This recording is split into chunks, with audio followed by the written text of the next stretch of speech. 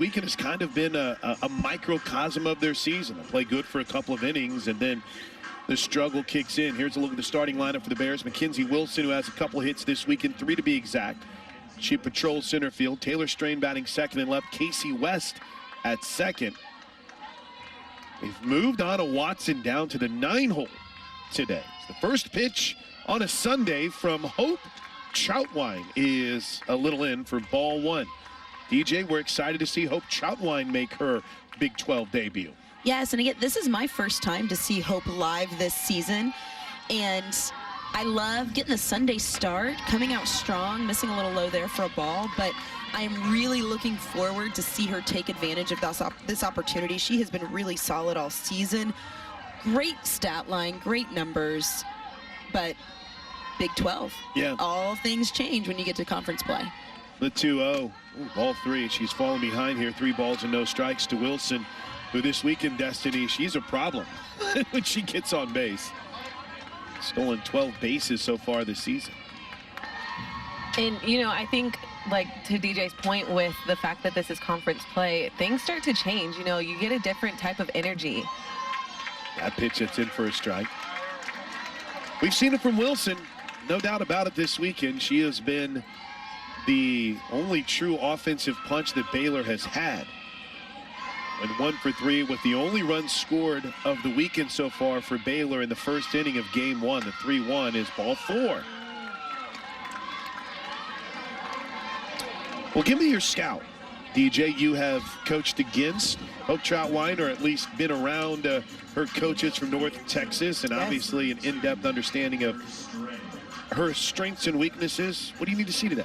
You know, for Hope, she has good velocity. She works around the zone, even though we just saw the leadoff walk here to Wilson. But one thing she does well is she throws pitchers pitches. I always feel like we're missing a little bit outside there for a ball, but you walk away from facing Hope Troutwine and you go, how did we not get any hits? and it's simply because you are swinging at pitches that are missing. Hitters are essentially swinging at balls. They're not swinging at strikes, but they have such good movement and they are deceptive and look like they're going through the zone. That one does find the outside corner for a ball and a strike. A little Bronx cheer from the crowd. The walk to Wilson to lead the game off is only the 10th walk so far this season in 40 2/3 of an inning from Hope Troutwine. Not too shabby. Not at all. 1-1 bunt is foul, just out of the reach of a diving Lindsey Elam. Gives us a chance to set that Sooner defense with Elam back behind home plate. Jana Johns at third, Grace Lyons at short, with Tiare Jennings another start at second, and Taylon Snow at first. Alyssa Brito gets the call in right, Lou Donahue in left, and of course that no-fly zone in center field with Jada Coleman. Ball and 2 strikes, swing and a miss. There you go. Oh, that's the Hope Troutwine week season. Strikeout in 22, and there's 1 away. Love seeing the rise ball through the zone, and again, that's that deception that we were just talking about. But great comeback from that leadoff walk. Love to see the K here in the first inning from Hope Troutwine. Here's Casey West, second baseman. Right-handed hitter, fouls the first one back to us for strike 1. West went 0 for 2 yesterday. And then the opener was 0 for 2 as well. Batted 9th in game 1. She hit 3rd yesterday. She's hitting in the 3-hole again today. The 0-1. Called strike 2. That's a strike today. As it should be every day. Right? Right? Yeah, see, that's going to make it tough on those hitters. I was kind of like, you guys with DJ in here. We'll take it. We'll take it. No balls and 2 strikes. The pitch well outside. And that shouldn't be a strike.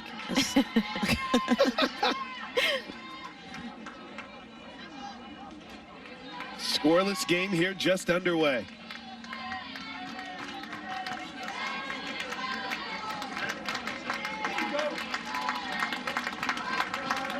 The 1-2 is up high.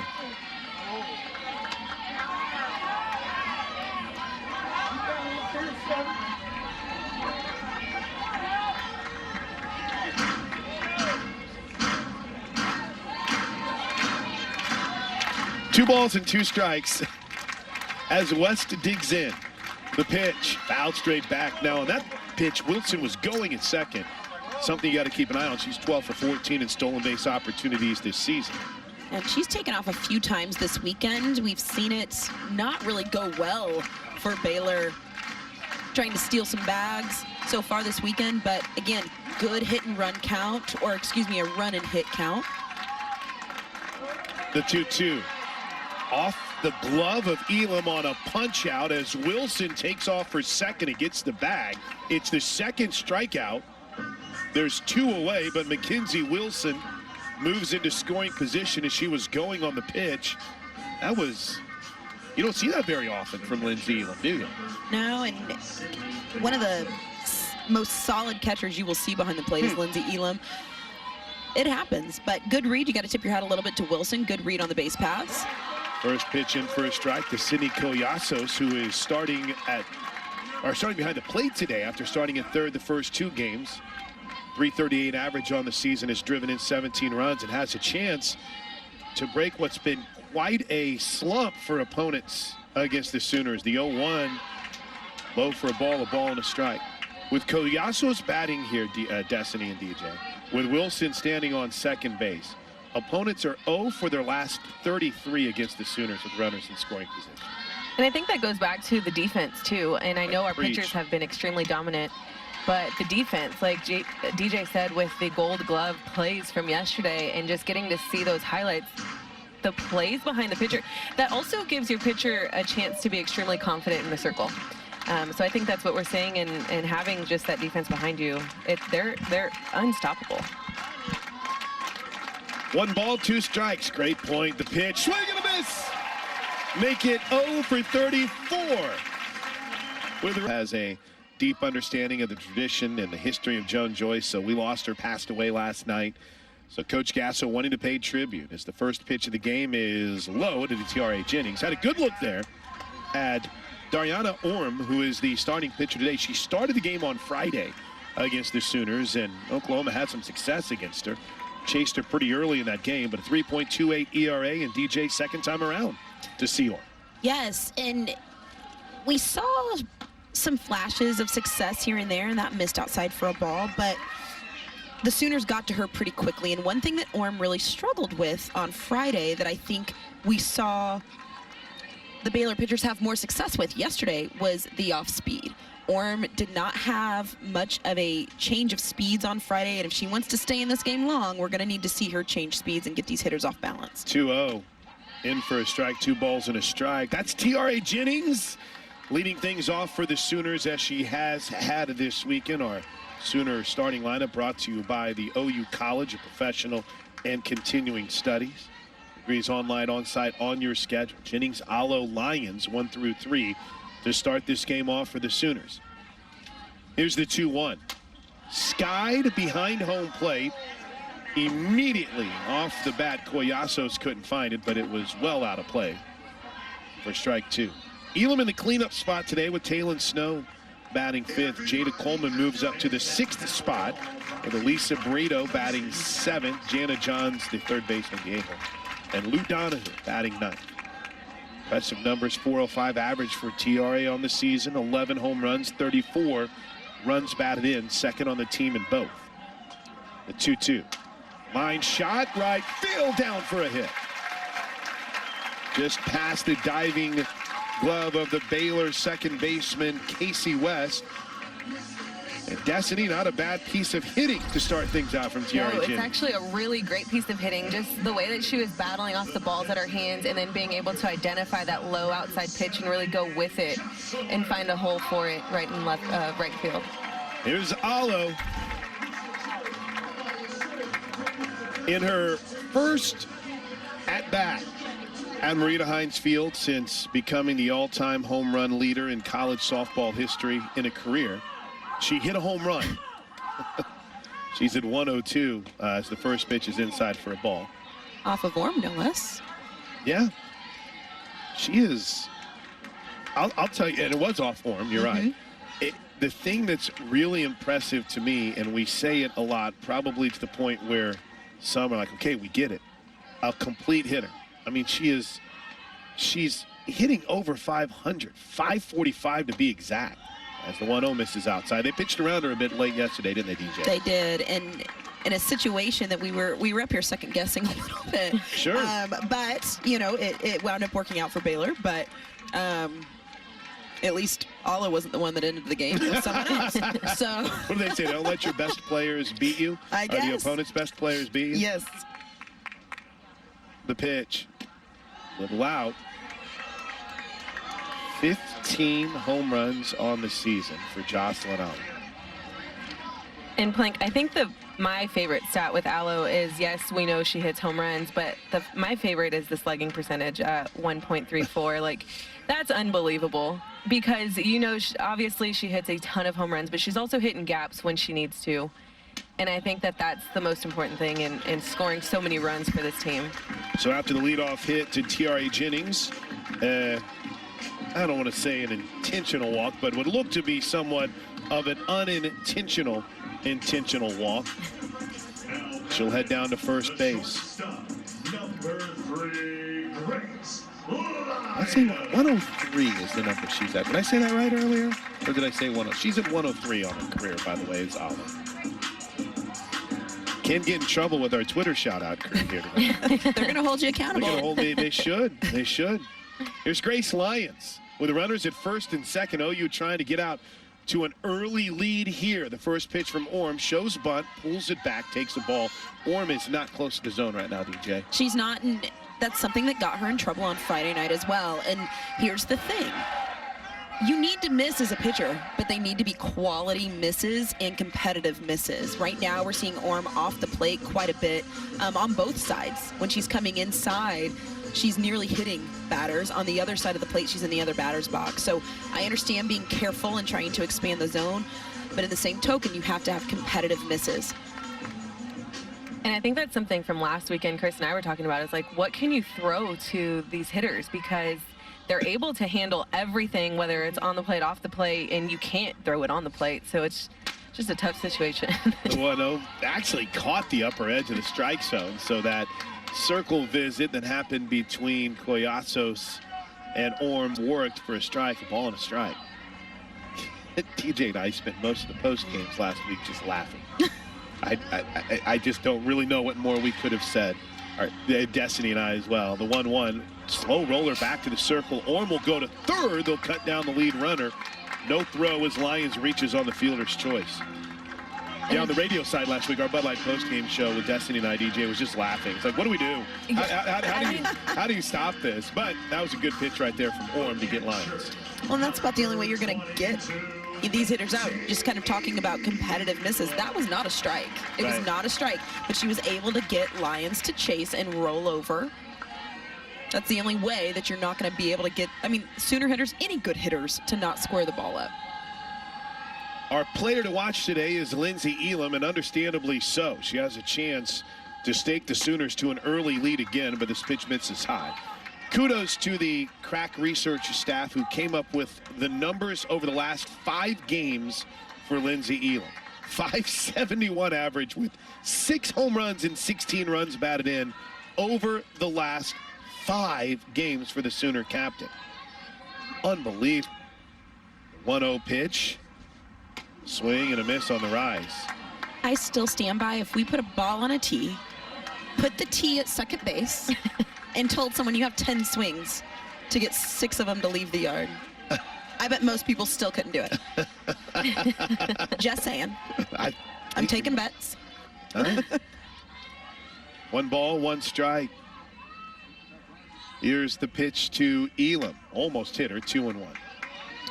And talking about Elam too, and just her overall athleticism and everything that she's been able to do behind the plate and really keep her spot in this lineup. I know Hansen's dealing with a little bit of coming off of an injury or whatever the case is. I know that Elam has really taken advantage of her chances and her opportunities, which is exactly what is needed for this lineup. How about that? Line drive right side, but ranging over to make the catch is Watson.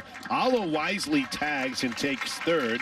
Now the Sooners will need a 2-out hit to try to get a first inning run. By the way, Elam, as our player to watch, is brought to you by our good friends over at Polston Tax Resolution and Accounting. By the way, Rod Polston was up here with us yesterday. It was good to meet him and his family. Proud supporters of Oklahoma Sooner Athletics. Wonderful people. We had a blast up here yesterday. It was awesome. We were having between breaks debates, and yes, they were great. They were great, I guess you could say, company to hang out with. Absolutely. Here's Taylor Snow. Look at that batting average. That's not over the last 5 games. That's .509 for the season. First and third, 2 outs. Scoreless game. OU looking to strike first. Here's the pitch to Snow. Hard hit ball to short. Nice play by Binford. Throws across, inning over. Much like the first inning yesterday, the Sooners strand a couple. We head to the second. Oklahoma and Baylor are scoreless. Who else is here today? Sooner women's basketball coach Ginny Baranchek. In fact, her daughter Jordy, who's celebrating her birthday today, threw out the first pitch. Happy birthday, Jordy. Great to see Ginny Baranchek. An incredible first season as the OU women's basketball coach as they made the NCAA tournament. Hosted a high five from Patty Gasso as the first pitch is in for a strike to Josie Bauer to start things off here in the second inning. Along with Destiny Martinez and DJ Sanchez, I'm Chris Plank. Grant Wade is our producer today. Sooner Vision Studios. Josh Conant back in the franchise radio studios on this TV to radio simulcast as the 0-1 pitch misses high, a ball and a strike, which also affords us to have a pitching mind and eye in DJ Sanchez and a hitting fielding vibe mind of Destiny. We all can feel the vibe, right? Here's the 1-1 pitch, attempted bunt, threw it for a strike. So pretty cool to see the coaches supporting Coach Gasso in this squad. Bob Stoops here, as we mentioned, Ginny Baranchek and her husband Scott, Jordy celebrating her birthday. It's hard to find a seat here at Marita Hines Field on this gorgeous Sunday. The 1-2 pitch is high, 2 balls and 2 strikes, and it's almost fitting, just to add one more point on this. Bob Stoops loved coming down here to throw out the first pitch. He would do it. He would do it every season. He came down, and he loved to do it. He loves this softball team, and it's cool to see him here supporting this team. The 2-2, little low, ball 3. I think it just goes back to, we talk a lot about the family atmosphere that Coach Gasso has put together in this program, but it's not just the softball program. It is the family atmosphere of this entire athletic department, and you feel it when you're here. You feel it when you're long gone, and it's an amazing thing to see and be a part of. Swing and a miss. Jordy, or pardon me, Hope works the count full and gets the swing and a miss from Bauer for her 3rd strikeout of the game. Here's Aaliyah Binford. I see Poppy Jim Gasso has Bob Stoops' ear right now. Uh-oh. They're fixing all the world's problems, baby. 1 away. Here's Binford, probably hands down one of the more talented athletes in the Big 12. First pitch catches that outside corner for strike 1. The sophomore is hitting .345 on the season with 9 extra base hits, leads the team with 8 doubles, has also stolen 6 bases. We saw her put together a pretty decent performance yesterday in the circle as that misses outside for a ball, but she really had the Sooners off balance a little bit, and then eventually started to figure her out, and she started to catch a little too much plate. But she put together, at the beginning, it took the Sooners some time to get her figured out yesterday. The 1-1 pitch is fouled back, a ball and 2 strikes. I mean, it was a normal softball game. It was what most normal softball games are, where you have, a pitcher that is having some success. And then with that success, Oklahoma still won in run rule fashion in the 5th inning, which is wild. 1-2 pitch misses outside. I was gonna say, it was normal, but it was still a run roll. Yeah. This is And that's what Chris and I were talking about last week, is like the little mistakes. Coach, errors are unacceptable. We know that, but it happens. It's part of the game. And so we felt that if there was one error, it was like the end of the world. Yes. 2-2 pitch misses in ball 3. And I'm telling Chris, this is normal. That's part of the game. Not acceptable. Coach Gasso definitely does not like those, but it's part of it. And so when we think of a normal softball game, it's like, if anything, outs, or the fact that there wasn't a home run yesterday. Fouled back. Yeah, it's been a minute since we've had a game like that. In fact, it was the last non-run rule game for the Sooners game against Utah. But I know, and DJ, it's one of the things you and I have been doing this together. Well, Destiny, all of us have been able to hang out and watch these games together for a while. I know how much you love seeing, though, manufacturing runs. That's a big deal as the season progresses. 3-2, swing and a miss. 5 straight Ks from Hope Troutwine, and there's 2 away. Troutwine is dealing. That is her 5th strikeout in a row, and she is working all quadrants of the plate. Great curveball right there, getting the wave by Binford. Good pitch. Kendall Cross will dig in. Cross from the left side of the plate takes the first pitch on that inside corner for a strike.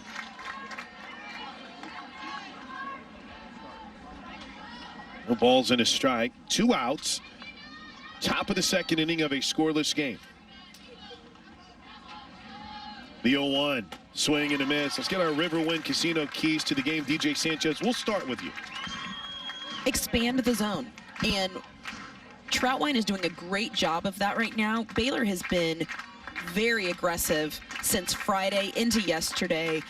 They're coming out swinging again today. 0-2 pitch. There it is. Swing and a miss. It's like Expand you called it. Expand that zone. 6 straight strikeouts from Hope Troutwine. Riverwind still the 1. Baylor's shifted up their defense just a bit. We'll tell you about it after the first pitch here to start the second in a scoreless game to Jada Coleman. As Orm rocks and fires. Caught the inside corner, or lower edge of the strike zone for strike 1. So Binford has moved to third. They have brought in Selman to play short. Selman was their flex player yesterday. She hasn't hit yet this weekend, but she's been in the field quite a bit. Jada Coleman caught that outside corner. A ball and a strike. Are we 0-2? We are I think we're 0-2. I think we're there we go. Okay, yep. Sorry. It's one of those few times when I actually remember the first pitch was a strike when I was going through these defensive changes. Cross is now at first. The outfield has stayed the same. The 0-2 misses outside, a ball and 2 strikes. Yeah, the scoreboard's just a skosh off here. It's not 2-1, it's 1-2. And this is really where you would want to see Jada kind of step up and set the table, set the tone, put the ball on the ground. You see her kind of mixing up whether she's going to hit away or slap.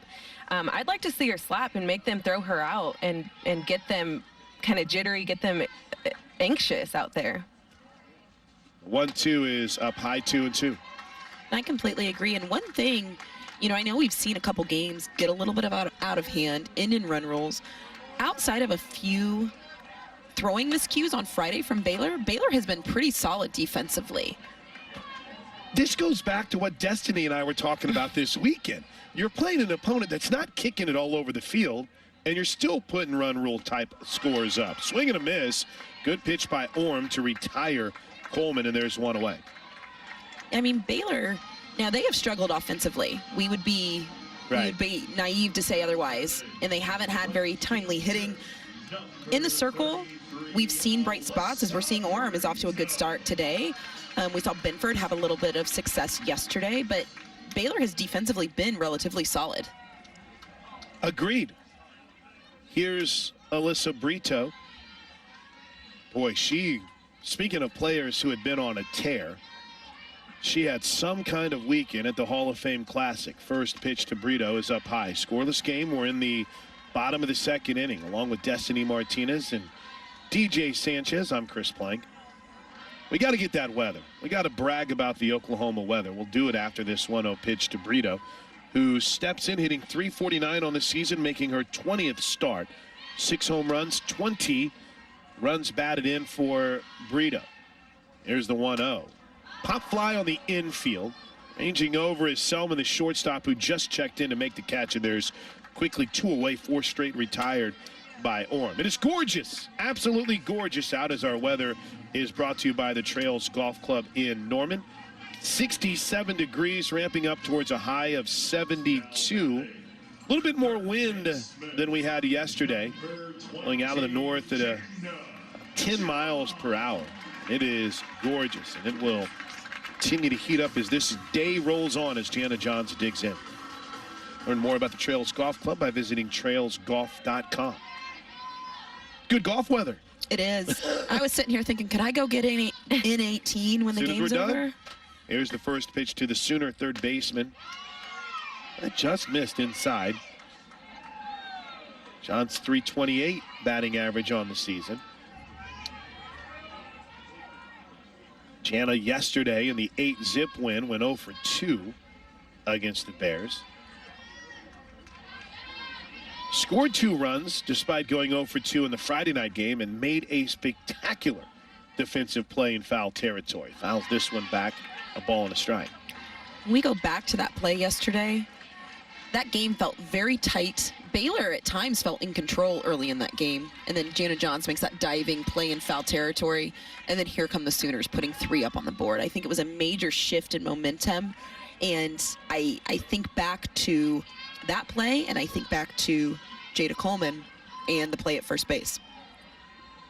1 ball, 1 strike. Sooners need a little 2-out rally here. There's a line drive right at the second baseman West to end the inning. 3 up, 3 down for the Sooners in the second. 5 straight retired. Great start for Hope Troutwine. We're scoreless, 6 straight strikeouts, DJ. She's, what's the term you use? Expanding the zone. Oh, that was Destiny's, right?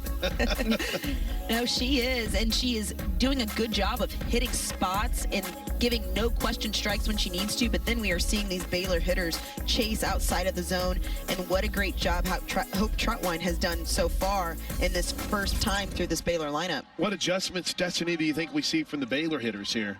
Yeah, I think they need to kind of be a little bit more decisive in the box. It's almost like they're chasing a little bit. She is throwing really well, but they are chasing far out of the zone. And like DJ said, expanding the zone is important to Hope, but it's not going to work for Hope if they're a little bit smarter in the box. So for them, I think they need to shrink the zone a little bit and not chase those pitches. Quick 0-2 count now on Selman. This was Emery McDonough's spot in the lineup, but they quickly went to Selman, Campbell Selman off the bench, and replaced McDonough. And she's behind on the count, no balls and 2 strikes.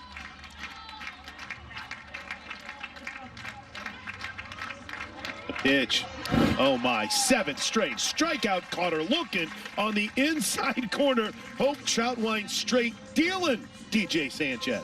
She is, and I'm going to be honest here. 0-2. This is a dangerous pitch, and I think it was a little bit potentially of a miss, but she completely, just as Destiny says that these Baylor hitters need to show some discipline. I think they were expecting to see Troutwine well out of the zone and comes back in with the screwball. Swing and a miss on the first pitch to Anna Watson, who, let's see, where has Watson been in the lineup for Baylor the first couple of games? Felt like she was sitting a little bit higher. Yeah, she was in the 7-hole yesterday as the 0-1 pitch just caught that outside. No, just missed that outside corner ball and a strike. In the opener of this series, Watson was hitting in the 6-hole. She's looking for her first hit of the week. She's 0 for 3. 1-1. Wow, threw it right by. 1 ball, 2 strikes. And Troutwine's working fast. I mean, we are flying, and what, we're at 39 minutes of game time so far, if that. Pitch, so got her. She committed on the bunt. Don't understand the procedure behind that attempt, Destiny, but on an 0-2 count, we'll take it for the 8th straight strikeout. Yeah, I'm going to be honest. I don't fully understand why she went for a bunt with 2 strikes either. But it may have been a somewhat of like a punch slap, gotcha, which is what some slappers can do. But either way, she went for it and didn't connect. First pitch is low and away to Mackenzie Wilson. Yes, shout outs. This 3rd inning is racing by, brought to you by Physical, spelled different because we are different, and our Trophy Club, which has been big time in helping make things easier for the student athletes this season. Soonersports.com/Trophy Club as the 1-0 is fouled back.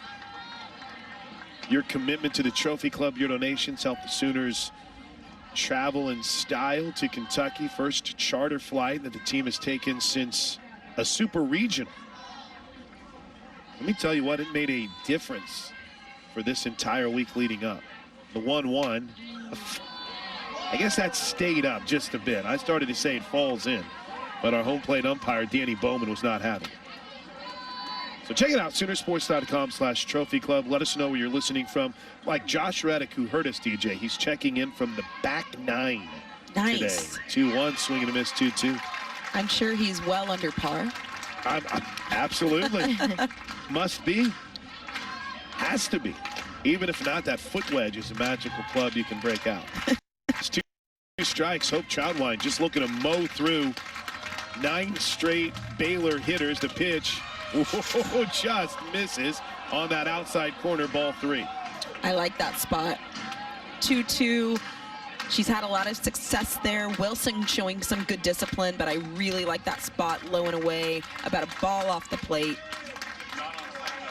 3 balls, 2 strikes.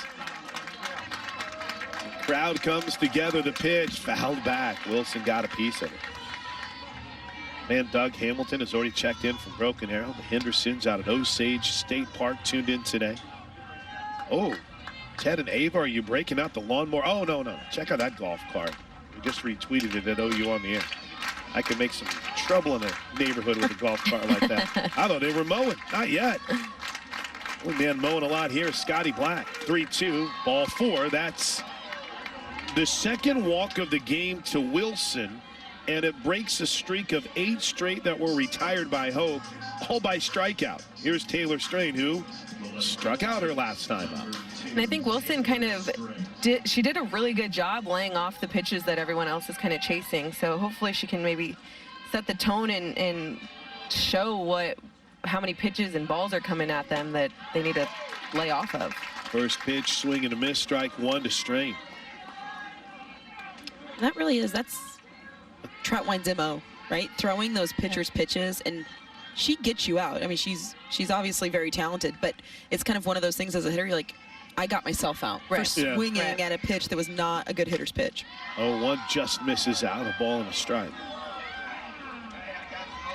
Fans did not like that call, in case you can't tell. And that goes to the movement too. You know, in the box, from here where we're seeing Elam catch it, we're able to tell that whether or not it's far off the plate. But you know, it goes to show what her movement is like to the hitters, whether or not they can lay off of it. They're obviously seeing a lot of movement break at the last minute. Runner goes. The throw down is in time. Inning over. Glenn Moore's going to challenge it, so let's wait just a second. All right, here's the problem with any challenge at second base. Oh, great. Yeah, that's not even. On the throw beater. The umpire has an incredible angle on it. This is going to be a great angle here, I think. And she did a great job going into the back of the base to make the tag as far as possible for Grace, but the only, Luis, is that Luis's camera? That is a great job, Luis. Fantastic job. It's just the hard part is there's that slight little blind spot our EVS operator is on it. So yeah, I think she's got her just as her hand is in the air. And it's hard to tell. The umpire has great position. Yeah. Like if this call gets overturned, he may have to reevaluate some life decisions here. I mean, he's right on top of that. But I desperately needs today is the first pitch to Lou Donahue. He's in for a strike. With DJ Sanchez and Destiny Martinez, I'm Chris Plank. Grant Wade, our producer. Josh Conant on the radio side. Feel like you need Lou to get something started here in the third, DJ. Yeah, we're looking, again, yesterday, we got a little bit of a spark from that play from Jana Johns. We need that spark from Mackenzie Donahue to get something rolling here offensively for the Sooners. One pitch misses low, ball and a strike. And I feel like this first time through the lineup, I mean, Orm started off with the single, the walk, and then worked out of a jam. And since then, she's really kind of found herself. She looks comfortable out there. And she has struggled against Oklahoma. She has. Mightily. Twice. They hit her hard out in Hawaii, too. Here's the 1-1 pitch to Donahue. Breaks outside. I mean, Destiny on Friday night. Orm, 2 2/3. 6 hits, gave up 8 runs, and walked 4. So she's bounced back in a big way here today. Yeah, and I think, DJ and I kind of discussed it over the break, that her sequence of pitches has not really changed very much. She's coming in at the hands, and then going out. And our hitters are trying to foul off, so they're getting themselves behind in the count, and then they're having to deal with an outside pitch that isn't necessarily a hitter's pitch. So I think for Donahue to kind of set the tone, she's got to be very selective and wait for something that she can actually work with. 2-1 pitch misses low, so it's 3 balls and a strike. As Lou looks to lead things off by flipping this lineup with a runner on base. She's got that left leg wiggling as she steps back and brings home the 3-1. Right down Lindsay, full count. And I feel like that was a good hitter's pitch. 3-1. I think Lou feels we're sitting here too. talking about, and you can kind of see the frustration But from just Lou. went silent, like, oh, that's the one. That is definitely the one. Full count with Jennings waiting on deck. The pitch to Donahue. Bounce foul. Is Orm doing something a little bit more deliberate here? It just seems, not that she ever necessarily worked fast, but I know you're not going to make mechanical changes from a Saturday to a Sunday or a Friday to a Saturday, but seems as if she's just a little bit more deliberate with everything in the circle. I might be reading into it a bit, but I feel like, Friday, she looked wide with all of her mechanics. It looked a little bit wonky, for lack of a better word. 3-2, misses ball 4. And that's a good pitch. Great discipline by Donahue, but that's a good spot. Right. So I think she's just hitting her spots and throwing some quality pitches. Getting caught up on some of those third-inning shout-outs. Oh, it's National Joe Day. So shout-out to Joe Fournier, the great Joe Fournier who is listening. It's National Joe Day. Also, a big shout-out to my man Jack, who is watching from Sentinel today. He also wants to know how hard the OU pitcher is thrown. These are very key questions, Jack. Where would you have Hope Troutwine about right now? I think Hope is solid mid-60s. Let's find out. First pitch to Jennings is hit pretty deep to center field at the warning track. The catch is made by Wilson, one away. I'd say consistently between 63 and 66. What do you think? Yeah, no, I'm with you. I'd say 63. 64-ish. Yeah. I think when she comes up, it's probably a little bit quicker, but let's find out. Let me text my source that I have and see if they'll share that information with us today. But just to give a shout out to the video crew, Whitley Simmons, who does a fantastic job with the video. Might remember Rayleigh Pogue, Sooner standout from the great city of Washington, Oklahoma. She is helping out on the analytics and the numbers side for the Sooners this year as a student assistant. First pitch to Alo is in for a strike.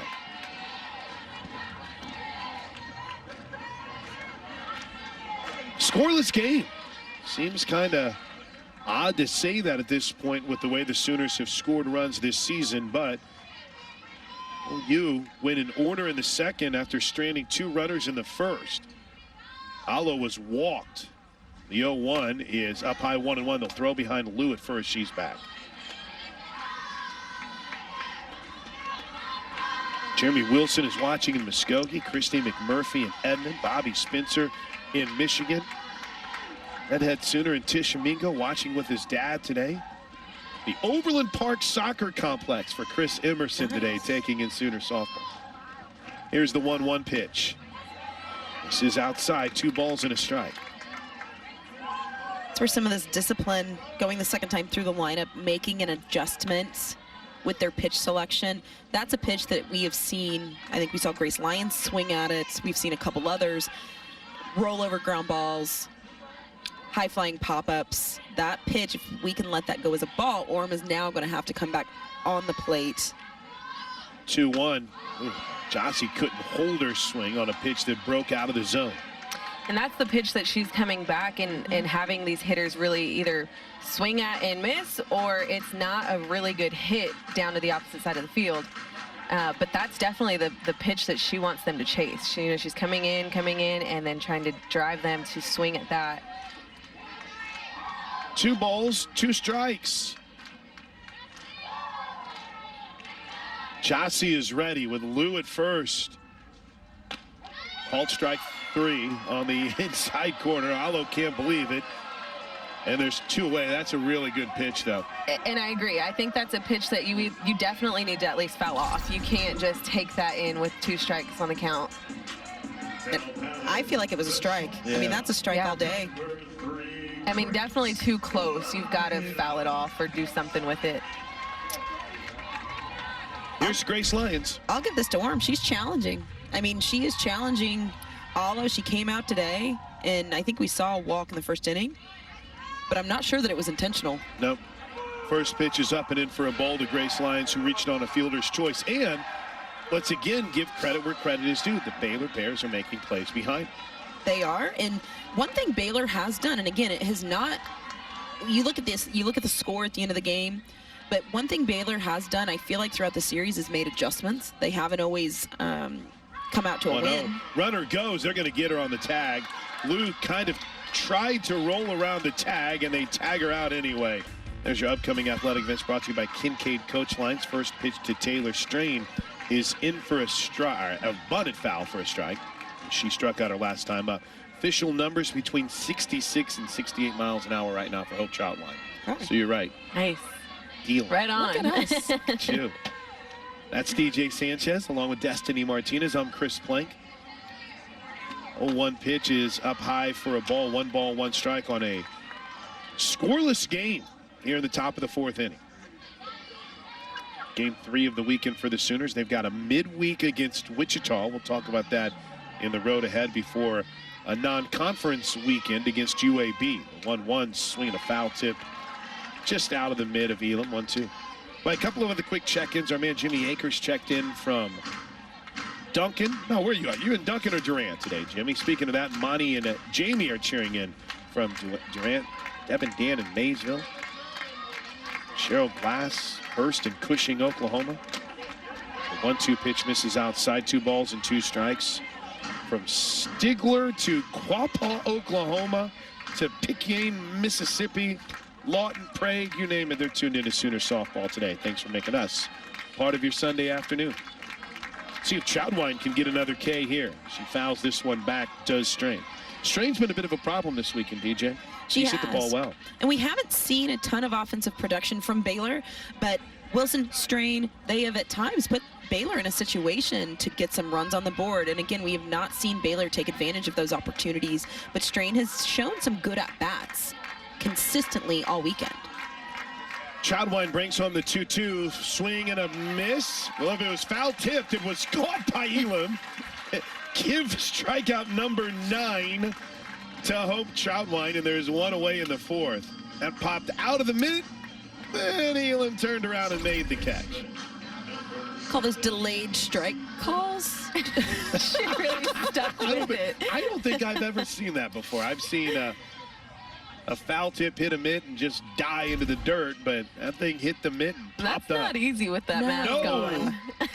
Elam's a stud. First pitch is a strike to Casey West, who struck out in the 1st. I like this from Billy Poplin at OU on the air. He tweets at us and says, Sooner runs are like grapes. They come in bunches. I do like that. There you go. Should be a big 4th inning there. Billy's right. 1 pitch is fouled back off the netting. And quickly, Hope Troutline ahead, no balls and 2 strikes. And she has been ahead this entire game. I mean, looking at the strikeout numbers, she has struck out 9. You aren't striking out 9 hitters working behind in counts and working your way back to that strikeout. She is absolutely dealing, hitting some great spots. The 0-2 just misses. And speaking of great spots, that's another great spot. 0-2 down and away, about 2 balls off the plate.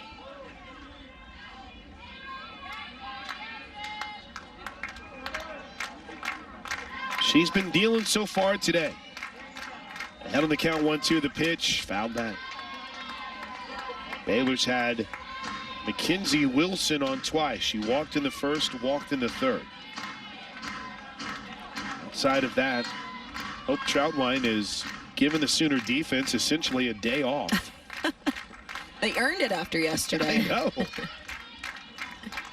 1 ball, 2 strikes. The pitch fouled off again. This one's going to get over the grandstands here at Marita Hines Field.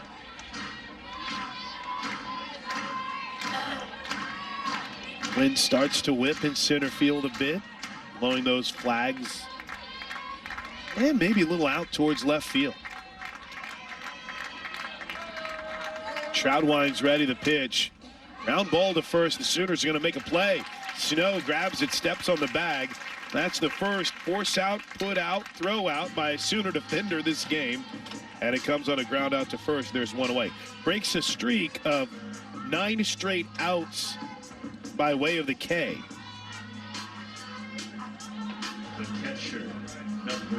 And just looking at some of these stats for Baylor, they're not a home run hitting team, so it's so important for them to be able to find pitches that they can hit hard on the ground and apply some pressure to this OU defense.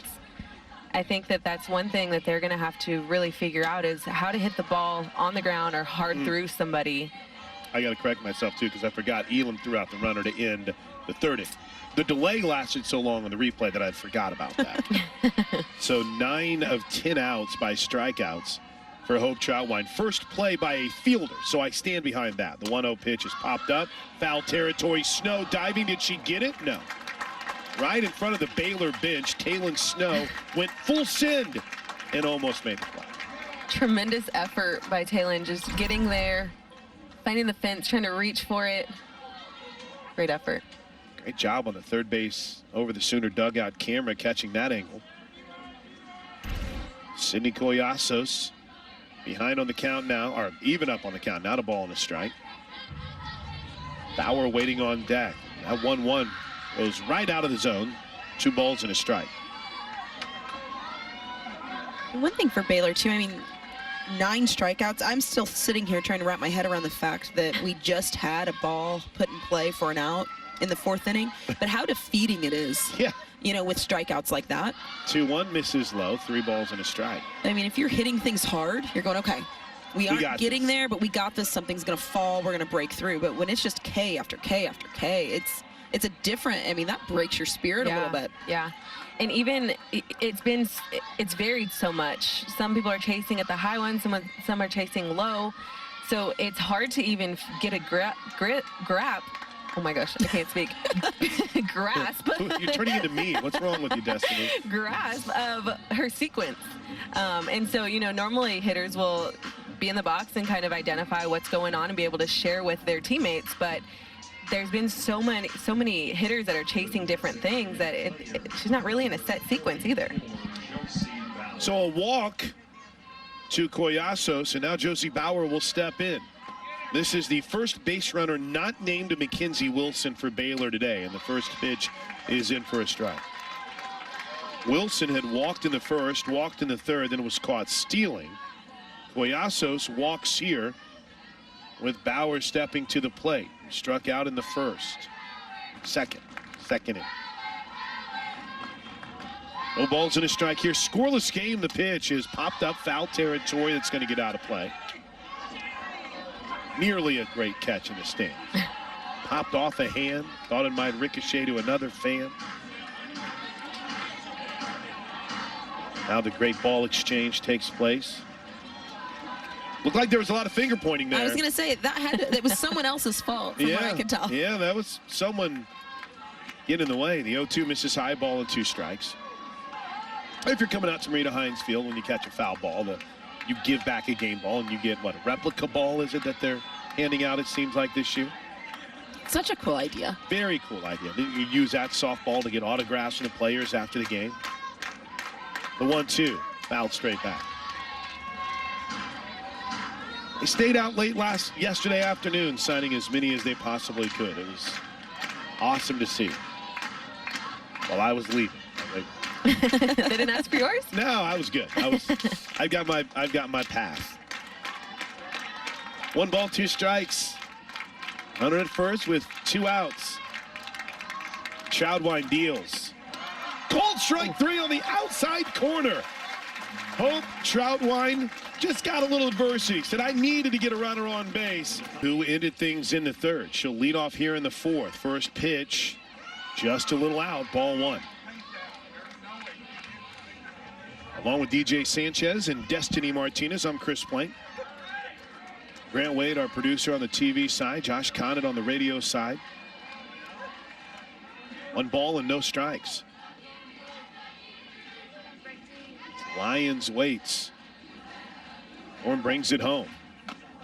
Caught that outside corner. Grace was the hero here yesterday. Her walk-off gave the Sooners the run rule win. I mean, perfectly placed based on where Wilson was positioned and Watson in right field. The celebration was on as the Sooners with the walk-off run rule, which is even kind of unique this season, to be honest with you. Here's the 1-1 to Lions, a little low, 2 balls and a strike. I like that the Sooners are being challenged. I mean, I'm sorry to say it, but as the season continues to go on, and I hope that I get proved wrong, not every game is going to be a blowout. There are going to be, and there have been a few this season already, but especially as we get deeper into Big 12 play, get into the postseason, this team needs to be battle tested. Right. No, I agree. I think in last week we talked about how many games and innings that they're truly missing based off of all of the run rules. So we were at, what, 6 games last week, so it's got to be closer to 7. maybe 7 now. But that's a lot of innings that you're not being challenged, or you're not being able to have different opportunities and different situations come. And I think that, you know, this is good for them. They need this. 3 balls and a strike. The pitch. Ground ball to short. Easy play for Selman up, and there is 1 away. Lindsey Elam will stride to the plate. Well, in a sport where the more times you get to see a pitcher, usually your hitting numbers increase, DJ Sanchez, it says something about Dariana Orm that here today, the Sooners have just 1 hit, and it came in the first inning against a pitcher that they had put 6 runs on the board against, 6 earned runs on the board against on Friday night. I mean, what a difference. And I know that Orm had a tough outing out in Hawaii against the Sooners as well. First pitch swinging, Elam line drive, right field caught. Down the right field line by Watson. And quickly there's 2 away, and as Talon Snow steps to the plate, well, probably see the Sooners slow this down just a bit. I think one thing that we're kind of missing is that spark. There's no, I don't feel energy. I don't feel a lot coming out of the dugout or the spark. I think that that's something the Sooners have been missing since we started. First pitch to Talon Snow is in for a strike. It's a good point. I mean, it's a little quiet in that dugout right now. Maybe since a little bit of a need to kind of rile up the troops here. Maybe a 2-out base hit from Talon Snow could do just that. 1 is in for a strike, and quickly she's behind on the count, 0-2. And this is important for them to face as well, just energy-wise. I know Coach Gasso says, you know, they're maybe 6-7 range out of a 10, and when you're facing a pitcher who's kind of shut you guys down for 4 innings straight and your energy is a little bit low, that's something that you need to be a little bit more familiar with and really work on that. 0-2 pitch misses low. A ball and 2 strikes. Scoreless game. We're in the bottom of the 4th inning. This game is cooking along. An hour and 14 minutes in, and we're headed, well, let's not get too over our skis here. Still in the bottom of the 4th inning. I want to quite get this game to the 5th yet. Let's see Talon Snow do something with 2 outs. The 1-2 pitch. Nope, swing and a miss, inning over. Incredible third baseman in this scoreless game, a swing and a miss to start things off to Leah Binford. But, I mean, Destiny Martinez anymore in college softball, it's tough to transfer and acclimate yourself as quickly as Jana Johns has, but she's taken over as the starting third baseman since coming in from South Carolina, and she's just been solid. She has been so fun to watch. I mean, she is an absolute wall at third base. And so for somebody to be able to come in from a different program and step up and be able to work with Coach Gasso and be the player that she is, and we all know here in the booth, Coach Gasso hits rockets at her third baseman. Yes. So that's a tough position to transition to. So being able to leave a program step in and feel right at home. I mean, she's done a tremendous job. I've loved watching her play. Very smooth over there, too, DJ. As it counts, no balls and 2 strikes here to Binford. I mean, she's a vacuum. I mean, anything that gets hit to the left side of the field, you feel good about it. It's just, I love the consistency we see from her. You never see her have an off day. 0-2 pitch misses low. So the Sooners will have kind of unique in that they give each senior a day, a full game to celebrate their career. So today we celebrate Jana Johnson. We'll celebrate Hope Childwines too. She's having a career kind of day here as the 1-2 is fouled off. The redshirt seniors or super seniors on this team, there's 5 of them. Taylor Snow, Hope Troutwine, Jocelyn Allo, obviously Jana Johns, and Lindsay Elam are the 5. Did I say super seniors, right? Redshirt seniors? Yes. There you go. The 1-2. Swing and a miss on the rise. My goodness, Hope Troutwine is dealing here today. 11th strikeout by my count. That pitch came in well over Binford's head. Started out of the zone, finished out of the zone. And just, again, seeing Troutwine expand the zone, and Baylor is yet to make an adjustment. I think one of the harder things of laying off a rise ball is when it starts a little bit higher at your eye. Like it's going to sit flat. Yeah. Kendall Cross, the first baseman, digs in and takes the first pitch inside for ball 1. I failed to miss a couple of things. Just, we get so many shout outs here every single game, and I appreciate them all. And we've tried to keep them to 1 inning, but I want to do them all game long. And Grant Wade says you can't. It's a fight during every commercial break. As the 1-0 pitch is right. Ooh, somewhere for ball 2. Shouts out to our man Jeffrey Simmons listening in down in the Fort Worth area. We brag a lot about Whitley, the video coordinator for the Sooners. That's her fan. And Whitley's amazing. She is awesome. She came in here to give me grief during commercial breaks. You can ask Destiny. The 2-0 pitch is in for a strike. I get grilled by Whitley Simmons on a regular basis during a broadcast more than anyone. A little fireball. Yeah, she lets sits me know. in the corner, but she will let him know. There is nobody that keeps me grounded more than Whitley Simmons. Kelly Palmer is checked in. Ralph watching the game in Owasso. The 2-1 is on that outside corner, 2-2. And how about this one? Todd and Shelley are watching today from Puerto Rico. Ooh. Nice. On the beach? We've had a few people that have actually checked in from the beach, which a little bit jealous of.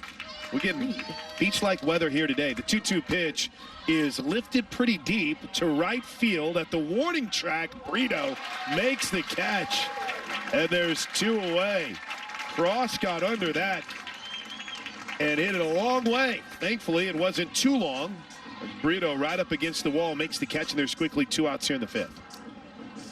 Saw a little bit of life out of, I mean, I know it was an out for Baylor, but that's some of the most life we've seen out of that Baylor dugout today. Yep. We've seen strikeout after strikeout, and then Cross finally squaring something up, giving that Baylor, again, strikeouts are disheartening. You see solid contact, you start to go, okay, we're starting to figure this out.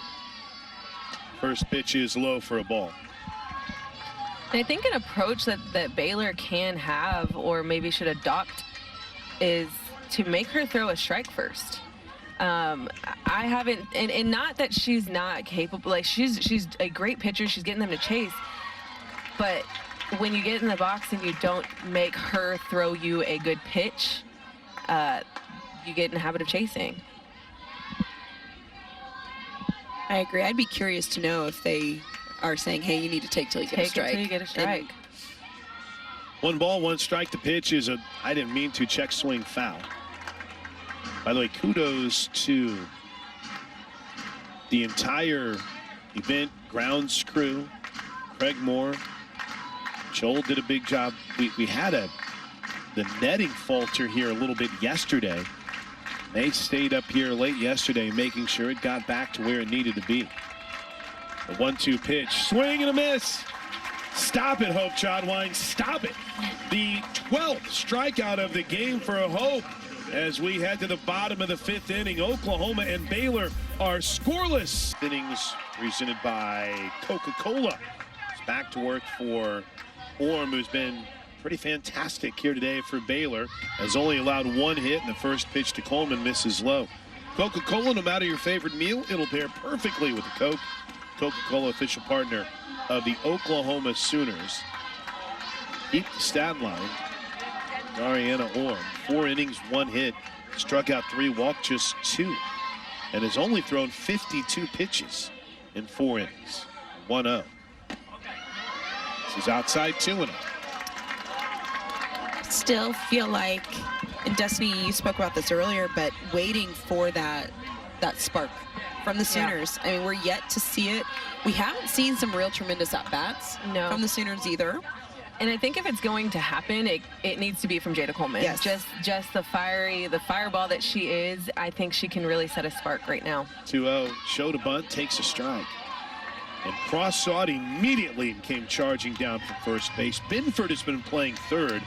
We've seen Aaliyah Binford in the circle. We've seen her play short. She's at third today because Collasos is behind the plate. She is versatile. Had a pretty nice outing through 3 innings yesterday. See if the Sooners just needed that 5th inning to wake them up. Here's the 2-1 to Coleman. Caught that outside corner, 2-2. Definitely not a pitch that she could work with. I think that if she's wanting to really do something and kind of set the tone, play small ball, that's something that they haven't had to do. You know, we're used to the long ball, and putting Jada in a position where she can really work the dirt, that's not a pitch that she's able to do that with. See the JJ on the hat of Patty Gasso. We've talked about it. We'll go more in depth here in the bottom half, or excuse me, the top half of the 6th, if we play a top half of the 6th. Yes, I like your style. Remembering the great Joan Joyce, who passed away, a legend in this sport. And obviously a trailblazer for not just the sport of softball, but female sports as well. Here's the 2-2 pitch to Jada Coleman. That's a little out, ball 3, but a good pitch. Good at bat by Jada Coleman. She's seeing a lot of pitches. Orm has had success all day hammering the inside part of the plate and then working away, and the Sooners have fell right into her plan, rolling over, hitting weak ground balls. So it's good to see Coleman laying off of that pitch and working the count and working deep into the count. Here's the 3-2 pitch to Jada. Pops it foul down the left side and out of play. You could see that second baseman, West, is really shifted over to the actual base, which is only telling us that they're going to keep pounding that outside corner. Good catch. Yeah, they out in center field. Wilson is shaded slightly towards left center field as well. That right center field gap is wide open. Here's the 3-2 pitch to Jada. Ball 4. She's fired up. And that's the spark you need. It's exactly what we want out of Jada Coleman. Just find a way to get on. That's what the team needs right now. Be smart in the box, have great pitch selection, and be the spark on the way to first base. Boy, she was letting him know, too, jogging down that first base line. So this will be for the Sooners as Brito digs in. If they can turn the lineup over, their 3rd time through the lineup, and that's where things really started to explode yesterday against Binford. And with the same spark plug in Jada Coleman. That's right. Jada Coleman, and we saw the first, I think, overturned call, right, that we've seen from a challenge, but here comes Jada Coleman with the leadoff walk. First pitch to Brito shows bunt, bunts it foul. And here's where, just one note on Jada, where she kind of has to be careful. She has been dinged twice in both games we did this week in Destiny, leaving the bag early. Yeah, and I think that's just a she's gonna have to be smart over there.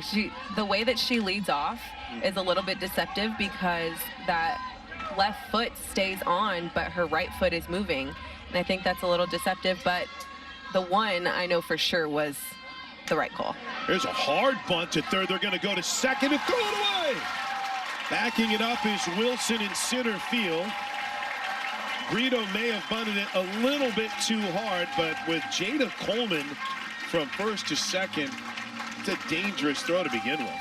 And that's exactly what you want to see out of the offense. Just execute your job. You need to move runners in this situation when you're in the bottom of the 5th. 0-0 ball game. You have to be able to move your runners, and Brito did a very good job getting that ball on the ground. It may have been the right play, though, DJ, watching that replay. I'm watching it on the replay. I think a good throw had her. I do, and it would have been bang, bang. But applying pressure to a defense, and we're yet to see the Sooners do it. Baylor has been solid defensively, and except, again, throwing errors have been their Achilles heel defensively a little bit this weekend. Coach Gasso playing a little small ball, though. Johns will pull back and then will commit to the bunt. I'm going to say she actually did offer at it. Yeah, there you go, strike one. And to your point, DJ, Binford may have had her, but I feel like that's something to just be a little bit more aware of. When you have Jada Coleman, you have to beat Jada Coleman on a ball that you're coming in for to turn around and throw to second. With Jada on, I just almost think you got to go where your body's taking you, which would have been first base. Yes, absolutely. Here's the 0-1 pitch to Johns. Let's see if she's still bunting. She is, and popped it up. Caught, one away. And Lou Donahue will come to the plate with one out. Oh, that's not something that will bring a smile to Coach Gasso's face. Just had that bat head drop. And I think, obviously, Orm is able to identify that they're trying to play small ball. You're going to see a lot of balls go up. She's going to be throwing that rise ball over and over until we make an adjustment to get the ball on the ground. You know, this is a moment now as Glenn Moore makes his way to the circle to talk to his infield. And our circle visits this season are brought to you by Walden's Cleaner and Laundry, where the difference is quality. This Baylor team has been a hard scout this year. And again, you might say, well, does it seem that way whenever the Sooners have won 9-8 or 9-1 and 8-zip, and it's a 17-12 team. But you look at some of the games they played against big-time opponents. You know, they beat Oregon earlier this season at Gettleman Stadium, and then lost the next two games. One very competitive, and one they got blown out. They played a tight game, a high-scoring game with Oregon State. They played UCLA tight this season. But then there's games where, like, whoa, they lost to Texas A&M Corpus Christi, and they had a scratch and claw to beat Prairie View A&M. It's a team where their highs have been pretty high so far this year. So it's no surprise they're giving the Sooners all they can handle. And Lou will look to try to get the party started here late as the first pitch is in for a strike. And I feel like part of some of that, you know, almost roller coaster for Baylor, they have 8 underclassmen in the lineup right now. When Orm's in the circle, you know, they only have 2 upperclassmen, 1 senior. And unlike, you know, some of the, what we see from the last year, what we saw from the freshmen at OU, and that was what's such a big deal. And a lot of them are sophomores now. That is not, it's not normal. That word's been tossed around a lot today. 0-1 misses low, 1 ball and 1 strike. But it's true, it's not. I mean, usually you are seeing what Jordy Ball is doing as a freshman is not normal. Right. You usually see these freshmen take their lumps, and I think Baylor is feeling some of that. Positive for that is next year, following year, I think we're going to see Baylor kind of have a resurgence nationally. Yeah. First and second, Brito at first, Coleman at second. The 1-1 pitch with 1 out to Lou. Misses inside, ball 2. The last time, this stat courtesy of our man Patrick Dunn, that the Sooners didn't score through 4 innings, March 12th of 2021 against UMKC. They responded by coming out after a rain delay and put up 5 runs in the 5th inning. See if they can match it here in a scoreless game, bottom of the 5th. Good hitters count here for Donahue. The 2-1. Wild pitch to the backstop. Off to third goes Coleman. Brito in at second.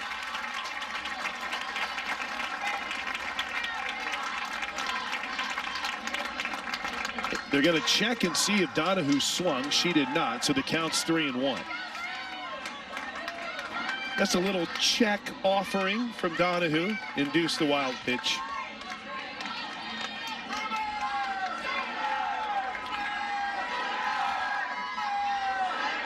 That Sooner dugout has come to life a bit as Donahue waits on the 3-1 pitch. Orm brings it home.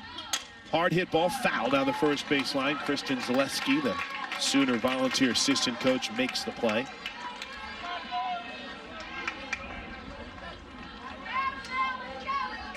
It's been a bit of a rough start for Lou this season, but she's starting to hit the ball better recently. In fact, it started this weekend, Destiny. She had a good weekend last weekend. At Oklahoma City's Hall of Fame Stadium. What an opportunity here. I want to see Lou play the game. We've got one out. Opportunity to take the ball to the right side of the field with Jada Coleman's speed at third.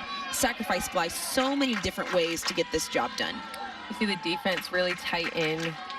She could get it through a gap. Yes. So we need to see here. Full count pitch from Orm. Ball 4, bases loaded on a pitch that Orm just missed on. And the bases are loaded for the Sooners without a hit here in the 5th. OU still only has one hit, but have loaded the bases here in the 5th. Coleman at third, Brito at second, Donahue at first, and that was a close pitch. Little up. Jennings has the only Sooner hit, and it came in the first at bat of the game.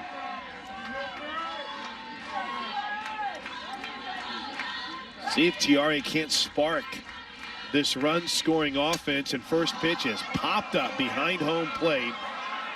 Little help, catch is made by Binford, and there's 2 outs. Here's Ala. And I think for Jennings, I think this is something where she needed to kind of settle in a little bit longer. I think taking that first pitch was probably not the best thing to do, obviously. But, you know, I think getting settled in and making Orm throw as much as possible right now in this situation. There was 1 out. I would have liked to see Jennings take a couple pitches before Sooners getting after it. Oh, sorry, Destiny. No, the Sooners have gone 18 straight plate appearances without a hit. Their last hit came again from Jennings, leading this game off. But you couldn't ask for a better situation here, though there are 2 outs for Alo. First pitch, little out, ball 1. Orm not happy with that call, I think, is the best way to put it, DJ. Yeah, it's a good spot, but it's not a strike. And here's the thing, it hasn't been a strike all day. Yep. It's not as if it just changed. 1 ball, no strikes. This game is scoreless. We're the bottom of the 5th, but the bases are loaded for Oklahoma, and Jocelyn Alo is at the plate. The 1-0 to Alo. Line shot, right field, trouble if it's fair, but it's foul as it bounces into the corner. Good piece of hitting there on a pitch that was low and away. But just foul. We've talked so much about, and I think we've talked about it a ton this weekend, Plank, about what a complete hitter Alo is. Yeah. You know, I think everyone's sitting here going, grand slam, grand slam. She's liable to lay something down the line, put a flare into a gap. It's just who she is. It's what she does. Here's the 1-1 pitch to Alo. Checked her swing. Will throw behind the runner at first. She's safe. Are they going to call that a strike? Because it was up in the zone. The catcher threw behind Lou at first. Oh, yeah, they're going to call it a strike. They checked with the third base umpire. He said she went. I'll tell you what, I don't know if I've ever seen a third baseman playing deeper than Binford is at third right now. Not a lot of space between her and the grass. Wow. Same at short for Selman. Now Alo's got to go with 2. This Baylor dugout is starting to get some life. The 1-2. Swing and a miss. The celebration is on from Collasos behind the plate. Hope Troutwine has been fantastic, DJ Sanchez, in this scoreless game as we head to the 6th. 12 strikeouts, and she's done it in every way possible. Tell you what, she has these Baylor hitters fooled. They are chasing pitches outside of the zone over and over, but that rise ball has been killer, getting all kinds of swing throughs. First pitch, that a screwball for strike 1. My goodness. And it's a challenge, Destiny, for the hitters, too. She is pounding the zone here. Yeah, and we talked about it a little bit I feel like the right approach for Baylor would be to make her throw strikes. Yeah. You know, sit in there and make her throw. And I say that, and the first pitch was a strike. But, you know, I think that's where the challenge is. And honestly, it's on both sides of the field. OU is swinging at a lot of bad pitches. And that's what's making these pitchers so successful, causing a 0-0 ball game. The 1-1 is a hard bunt foul. Anna Watson 0 for 1, 0 for the weekend. She struck out in her only plate appearance in the third. She bats here in the 6th of a scoreless game. A laden third inning shout out to Lisa Jean, our friend in Tulsa, celebrating her birthday with us today. She was a day oneer for Sooner softball. You won't find many more diehard fans. Swing and a miss as the 1-2 is absolutely a perfectly placed pitch to strike out Watson. 13th strikeout of the game for Troutwine. This is such a huge at-bat, and we see the rise ball again getting chased, but coming off of that huge momentum killer with the strikeout of Ala with bases loaded, and then here comes Troutwine getting the K as we roll back to the top of that Baylor lineup. That was a huge, huge, huge out. And the first pitch to Mackenzie Wilson is in for a strike. Wilson is one of 3 base runners that Baylor has had today. She's done it twice. Walked in the first, walked in the third, and was thrown out trying to steal in that third inning. Here's the 0-1. Pop foul down the left side, out of play. I don't want to. Maybe I'll try to do some jinxing here. Baylor was the last team to beat Oklahoma in Big 12 play here in Marita Hines Field. It came on April 23rd of 2017. Sooners lost it 4-3. Here's the 0-2 pitch, low and away, 1 ball, 2 strikes. They haven't lost a Big 12 home game since, which is a pretty incredible run if you think about it. They're being challenged here today. They lost in 16 at home to Kansas, then lost at 17 at home to Baylor in Big 12 play, and haven't lost at home since in Big 12 play. The 1-2, allowed 2 balls and 2 strikes. Overall, the Sooners lead the series 69 wins to 13 losses against the Bears. 2 balls and 2 strikes. In fact, that was the last win the Baylor Bears had over OU. Here's a line drive to right center field, and it's trouble. It's down, it's to the wall. Coleman plays it off the wall, but Wilson is in with a 1-out double on the first hit of the game for Baylor, and it comes here with 1 out in the top of the 6th inning. Baylor has a runner in scoring position for the 2nd time today, first time since the 1st inning. Wilson has been a problem for the Sooners all weekend, and we're yet to see her come around and score because, again, Baylor has not had any timely hitting this weekend, but Wilson has been the one constant in this Baylor lineup who has been able to find a gap. That's her 2nd double of the weekend. Yeah, she's 4 for 7 this week, and the bunt is a bad one, foul off the bat of Strain for strike 1. From what I've seen from Wilson today, her pitch selection is really good. And I think that pitch that she was able to get a hold of was honestly, I feel like, a miss from Troutwine. She left that up and in, hanging. Wilson made her pay. The 0-1, another bunt attempt, this one better. Johns bobbles it. Everybody's safe. The runner's going to take off for second. No. Strain thinks better of it. Johns came in. Maybe that ball could have rolled foul. She didn't feel like risking it, had the play. And Strain reaches and advances Wilson to third, and now the Sooners have a 1st and 3rd situation with 1 out here in the top of the 6th inning. That is concerning. Now, that thing wasn't going foul, was it? She had to make that play. Yeah, and I think her approach to the ball could have been a little bit different. She kind of went for the backhand, but if you're throwing on the run and trying to get that out at first, you want to keep your body in front of it. Well, we have all kinds of meetings going on. Lindsey Elam has gone out to the circle and brought the entire infield together. Glenn Moore brought his hitter Casey West and had a quick little conference with Strain as well. Haven't put the official ruling yet up on Strain. That's an error. Yeah, I think so too. I am curious to see how Glenmore plays this. Baylor is an aggressive team on the base paths. However, Lindsay, every stolen base attempt Baylor has had this weekend has been an out.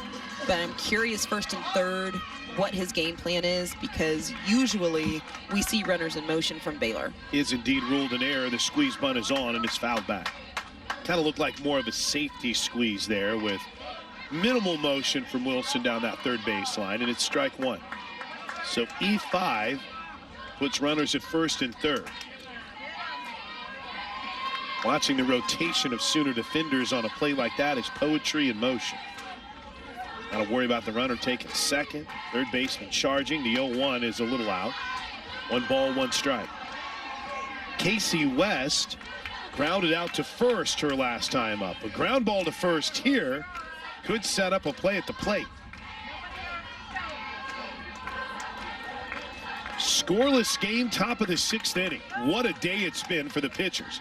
And this is the best threat Baylor has had all game long. There's a fly ball to right field. This should score a run. Tagging the throw from Brito is offline, on time, but sliding in safely is Wilson. The sac fly scores the first run of the game. Strain takes second. And here in the top of the 6th inning, Baylor strikes first on a sac fly RBI. Thanks to a 1-out double. Oh, Patty Gasso, is she going to challenge whether or not the runner left early from third? No. She walked over and said something to the third base umpire. One of those conversations are, how sure are you were watching the bag? And I think that kind of goes back to just making the defense make plays. That Baylor's doing a good job of making, you know, Jana Johns had a tough play that she needed to make, or we wouldn't be in this situation. And for Brito to be able to make that play at home, when you got Wilson on base, that's a lot of speed that you're going to have to throw out. So just by putting the ball in play and making the defense work, you're going to see some results. Sydney Collasso digs in and takes the first pitch up for a ball. So a runner now at second with 2 outs. Sooners trail at 1-0 in the 6th. The pitch caught that inside corner. 1 ball, 1 strike. It's still wild to think that Baylor was able to produce a run without a hit with a runner in scoring position. Neither team has a hit with a runner on base today. Baylor and OU will combine 0 for 13 as the 1-1 misses low. 2-1. I think we go back to Destiny and talking about applying pressure. Baylor has done it in this inning, and it has worked out beautifully. Now, that error is going to be discussed. Right. You know, but again, we talked about this, I believe, at the beginning of the game. They happen. Yeah. I mean, as rare as it is for the Sooner team. Popped up on the infield. Snow shielding the sun. Makes the catch. Ends the inning. Sooner bats got to get going. Baylor strikes first. As first pitch to the right-handed hitting Grace Lyons, who's 0 for 2 on the game, heads home for more. And it's in for a strike. That was 2 years ago. Yes. A lot has changed in 2 years. It's amazing. I think the part of me today that is the most surprised is watching what Orm's done and knowing the amount of success that Oklahoma has had against her. The sophomore. You know, 1 pitch is popped foul down the right side, and quickly she's behind on the count. No balls and 2 strikes. Transferred in did Orm from Fresno State. And Oklahoma really battered her around the first time they faced her. She only lasted an inning. Sooners scored 6 runs in that inning on her. 5 runs in that inning against her. Here's the 0-2 pitch. Line shot down the first base line, just fouled. I'm going to go with this. On a day that we've kind of talked about a little bit in kind of the honoring of Joan Joyce and her legacy, I love that we are seeing a 1 hit on both sides pitchers duel. That's what I'm going to say about it. I like it. On Friday night here, in 2 2/3 of an inning, she gave up 6 hits, 8 runs, 7 of them were earned. Here today, the Sooners have had 1 hit through 5 innings. And that came with the leadoff batter of the game. Here's the 0-2 pitch to Grace Lyons. Good pitch. Lyons maybe helped to lean back to get the call. I love Orm and her fearlessness. I mean, that's a tough pitch to throw in this count. She threw a screwball to Alo back in the 3rd inning to get her looking for the K that I went, that was a gutsy pitch right there. Here's the 1-2 to Lyons. Reached for it, grounded softly to short. Selman up, throws out at first. Here's Elam. Sooners trail in 1-zip. We're in the 6th. We're yet to see an adjustment, and kind of watching Grace Lyons and her at bats. Same thing, 6-3, 6-3, kind of chasing that outside pitch, waving at a pitch that is not a strike, and trying to pull it as opposed to taking it. I'd be curious to know how many walks we would have seen today with a little bit more disciplined at bats. And the number of pop-ups that we've seen goes to show that they're swinging at a lot of bad pitches. Yes. Elam digs in. She's 0 for 2 on the day. A deep fly out to right field her first time up, and takes the first pitch up and in for a ball. I think another thing that kind of shows Orm has walked 4 batters today, and we're in the 6th inning. It just kind of shows how little she really is hitting the plate. But, against a team like this, I think that's been the question, is how do you throw to these to this OU lineup? Well, you don't throw on the plate. You can't. Yeah. But, what we usually see, though, is having to come back onto the plate because we see discipline. 1-0 is up and in for a ball. 2-0 to Elam. Yeah, and on both sides of the field, I think that's what has been lacking the whole game is discipline in that batter's box. Heard a little roar from the crowd as the home plate umpire Danny Bowman checked down at first. Leah Bowen-Dom, who said that Elam did not swing on the pitch that was up and in. High drama here in Norman. Sooners down 1-zip, bottom of the 6th inning. 1 away. Here's the 2-0 to Elam. Popped up right side, slicing away from and out of play as Watson, the right fielder, crossed from first, and West went chasing from second. I love Elam's aggressiveness, and there's no one in the Sooner lineup who is seeing the ball better right now than Lindsay Elam. But I will say 2-0, I like the aggressiveness, but I don't think that pitch was a strike. No, and that's the pitch that she's getting a lot of hitters on. Their timing is not adding up to the pitch that they're choosing to swing at. They're really early on an outside pitch that's down, and that's all you can do is kind of boot it down the line.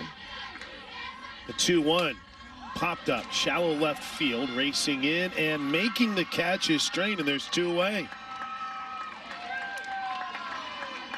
Taylon Snow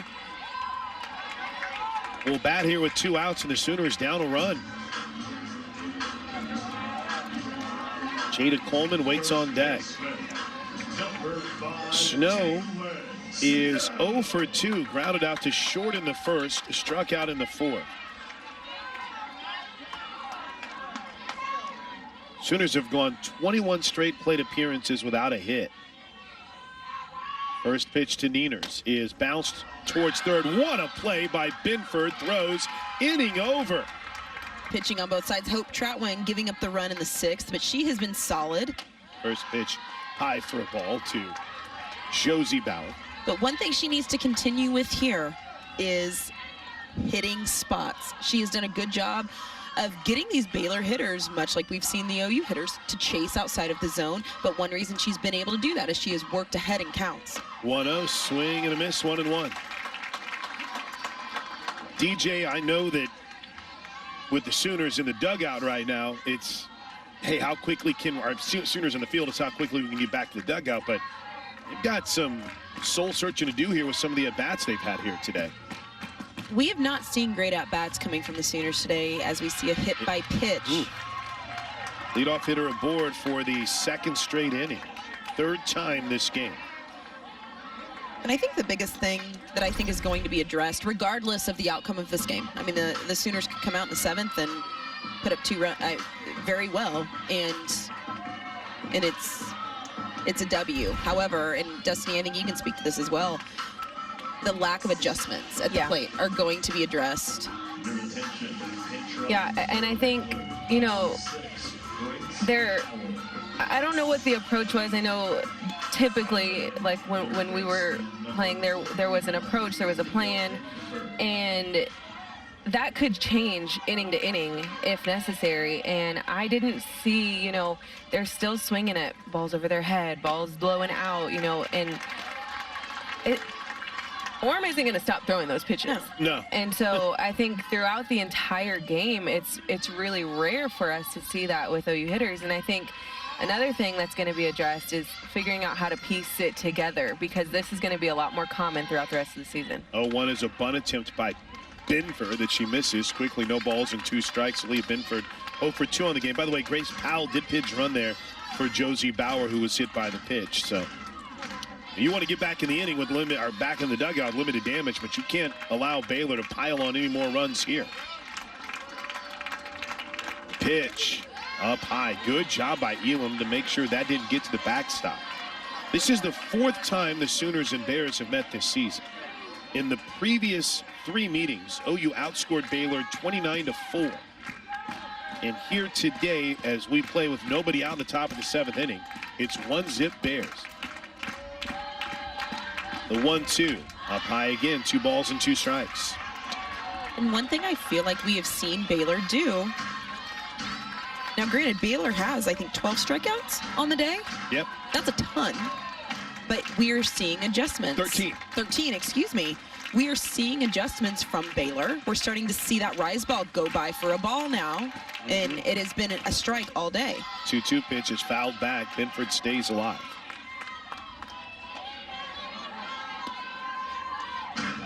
Has been as nerve-wracking of an afternoon as we've had this season. Right up there with the Sunday game against Utah. The Sooners couldn't get anything going. There's a ground ball back to Troutwine, to second for 1, to first. Ring it up! 1-6-3 double play as Hope Troutwine turns it. And why not get the momentum going with the defense, Destiny? This is exactly what you want to see. You need that spark, whether it's offensive or defensively, and for Hope to know, you know, right off the bat, I'm going to feel this, and for Grace to be prepared. You see her kind of shuffling her feet to catch that ball with the right foot forward and be able to make that play at first. It's exactly what you need to get the momentum in that OU dugout. 2 outs for Kendall Cross, who hit one that nearly left the yard here in the 5th inning. And she takes the first pitch up and away for ball 1.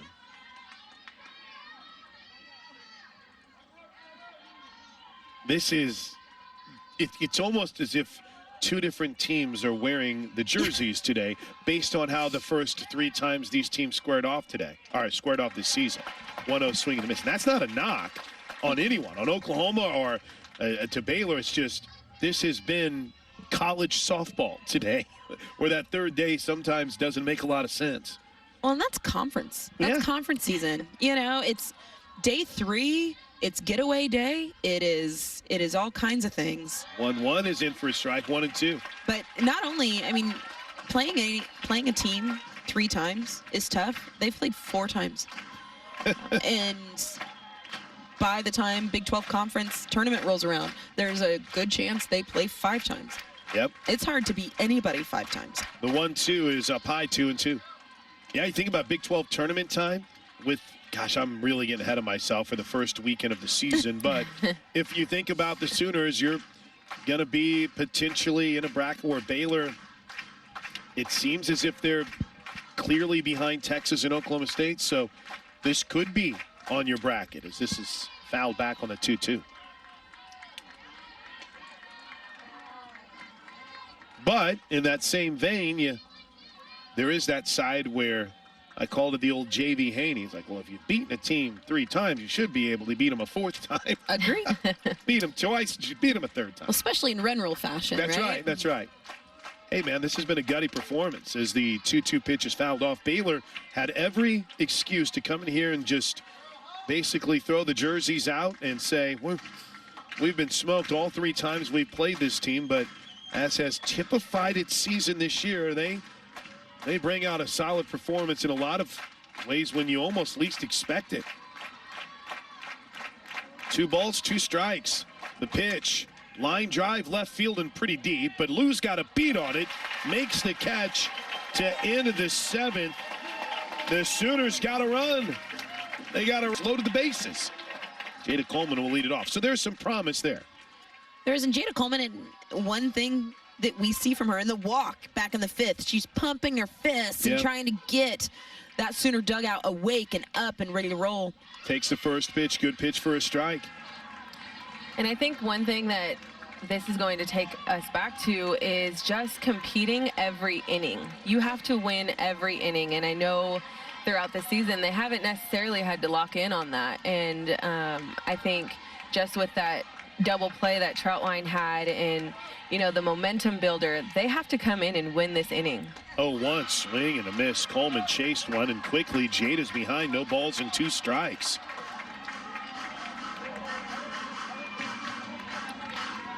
Jada takes a little walk. Getting encouragement barked to her from the on-deck circle where Alyssa Brito waits. Late shift towards the middle of the field from West at second base. The 0-2 is out, 1 ball and 2 strikes. Coleman on the day is 0 for 1, walked and was stranded at third in the 5th. Sooners' only hit in this game came in the 1st inning.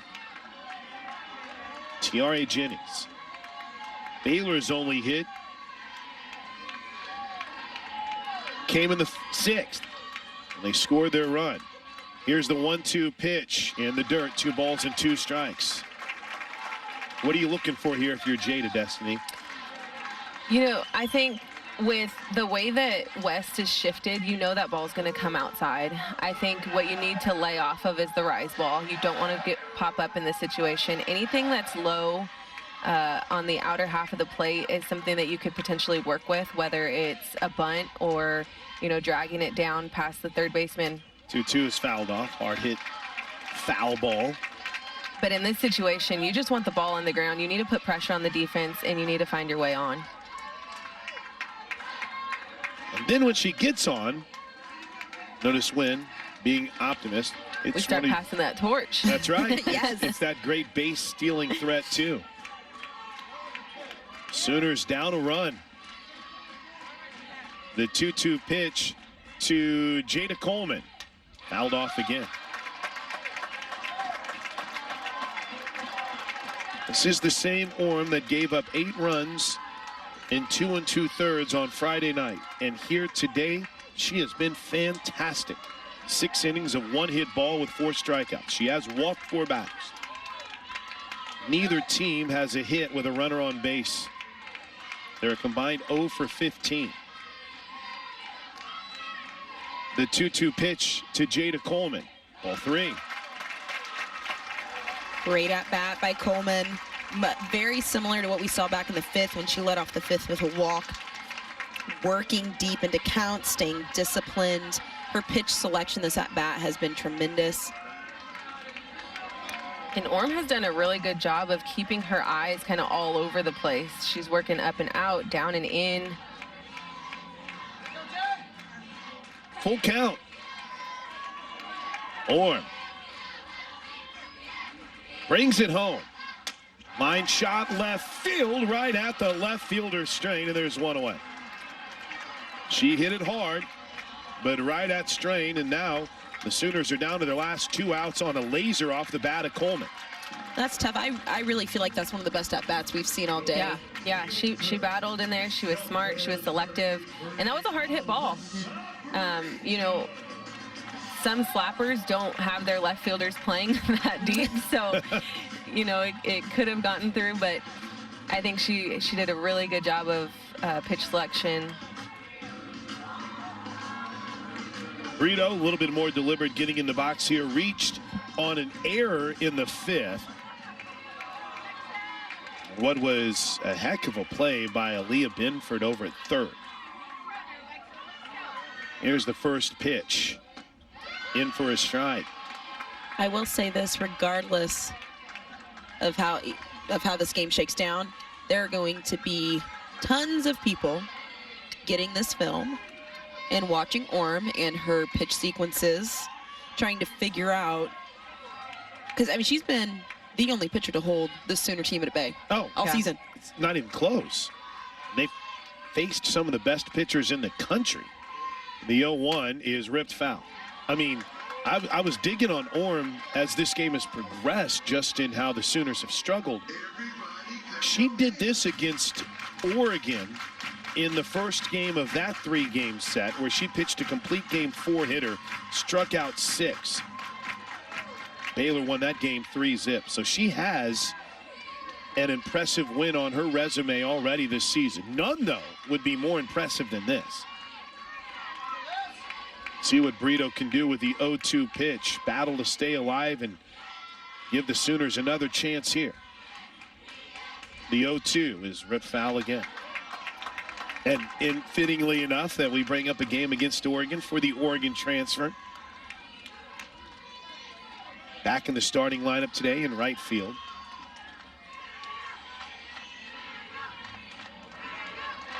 Jocelyn Allo had played in the field a couple of games this weekend.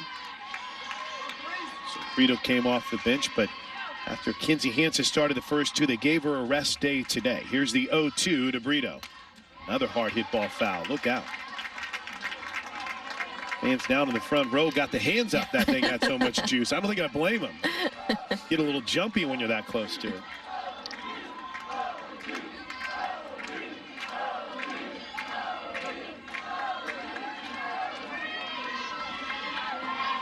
Brito's being very deliberate, taking her time outside of the box, trying to gain a little bit of control. Orm has been in control of this game. Yep. Slow the game down. Johns waits on deck. Let's do the 0-2 again. Outside. Good take. 1 ball, 2 strikes. I go back to the pitch sequence. It's been a work of art for Orm today. And to be able to hit spots the way that she's done, she's worked in. You can see the game plan unfold. She's worked in on the hands and then gotten the chases away, up, down, changing the eyes.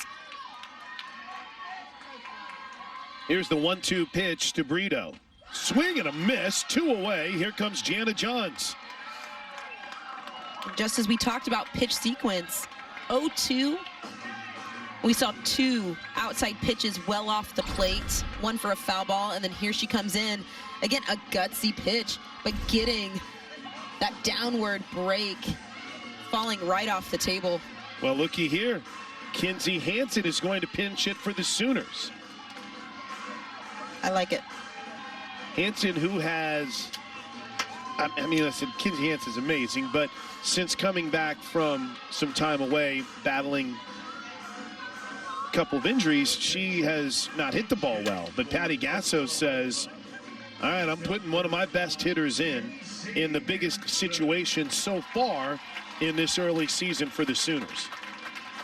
And that's what it's all about. I think Hansen is definitely mature enough. You know, she has the experience. This is a good position for her to really spark something. And she hasn't seen Orm yet today. First pitch is lifted pretty deep to left field. It's not going to be deep enough, and if it's caught, it's going to end the game, but it's missed. Strain overran it in foul territory. Wow, what a break for the Sooners. I'm watching that, and what a mistake. You've got to have that. What a mistake. Because that's ball game and routine. And we don't have wind as an issue. Right. Kinsey's going to go down and talk to Coach Gasso here. She called for time. Orm had a smile on her face. And the way she's been throwing today, she might have the confidence where she thinks she can come right back and get Kinsey Hansen. If this is the Orm that Baylor's going to get, they're right in there to win the Big 12 Conference. I mean, yeah, she's doing really well, and it's from our perspective, it is tough to lay off of some of her pitches. Where they land is what we see, and you know there must be some movement. But in this situation, for Kinsey to come up and be willing to swing at that first pitch, you know, Strain has to have that ball to get Orm out of this game. Quick shift late again by West towards the middle of the field. So here's the first pitch to, or the 0-1 pitch to Hansen. Looper, right field. If it falls, it's in. It's in. A base hit by Kinsey Hansen will bring Lou Donahue to the plate on a muscle shot out to right field, and Riley Boone will pinch run here. And that's what happens. 2 pitches. One arguably should have been the end of the ball game. Right. And then now we have a base hit getting ready to roll back to the top of this order. Those are the types of things that can lose you a ball game real quick. Kinsey Hansen will be pinch run here, for here by Riley Boone. That broke a streak of 24 straight plate appearances by the Sooners without a hit. And their second hit of the game comes with 2 outs in the bottom of the 7th inning. Patty Gasso has... All right, now they're officially, I thought she had called for time for a moment, but they've officially sent Boone over to first base to pinch run here. And Lou Donahue will bat. Lou doesn't have a statistical plate appearance at bat today. She's walked both times in each of her plate appearances. So Lou has a chance to try to put the Sooners on the scoreboard here in the bottom of the 7th inning of a 1-zip game. OU trailing Baylor. Let's see if she attacks early after walking twice. First pitch is looped into left field. It falls for a base hit. And the Sooners will turn it over to the top of the lineup on a first pitch base hit by Lou Donahue. Her first hit of the game. Here come the Sooners. Here, passing the torch, and it kind of goes back to Strain. That is an out that you have to have. And, you know, to give Hansen a second chance in that batter's box, to give her a chance to build the momentum. Now you get the crowd going, you get the girls out the dugout. So much more goes into just a missed pop fly. And that's going to be, we're seeing more excitement out of this OU dugout than we've seen all game. But the Sooners got a gift. Let's not forget that. This game should have been over. Right. You got to take advantage of it, too, when you get it. And they have so far. So I'm excited to see. Jennings is who I want up in this situation. Yes. If you could pick a hitter right now, it might be Tiare Jennings, who is 1 for 3 on the day. Singled in the first, but flied out to center and popped out to the catcher. So Patty Gasso brought everyone together. They retreat back to their base paths with Donahue at first, Boone at second. Let's see if Tiare Jennings attacks early in the count here with Alo waiting on deck. Sooners down a run. We're in the bottom of the 7th. OU looking to stay undefeated on the season. Baylor looking for a signature win. The first pitch is low, ball 1. That's what I was hoping to see out of Jennings. I was hoping she didn't come in swinging at the first pitch. Collasos thought it was a strike, too. Did you see how she fired out? Yeah. The catcher for Baylor. Yeah, she needs, for Jennings, she's got to get settled in and really make Orm work and battle through this count. High drama at Marina Hines Field. Sooners trail at 1-zip. Runners at first and second. The 1-0 pitch to Jennings outside, 2-0. You've got to go after Jennings here. You don't have any place to put Alo. I mean, a walk to Jennings is putting the winning run at second base. You've got to go after Jennings here and make Jennings beat you.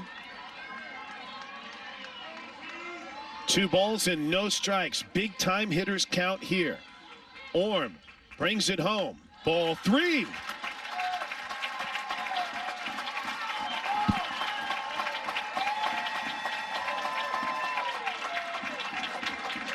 Jennings' first inning hit put the Sooners in a position where they had runners at first and second with just 1 out.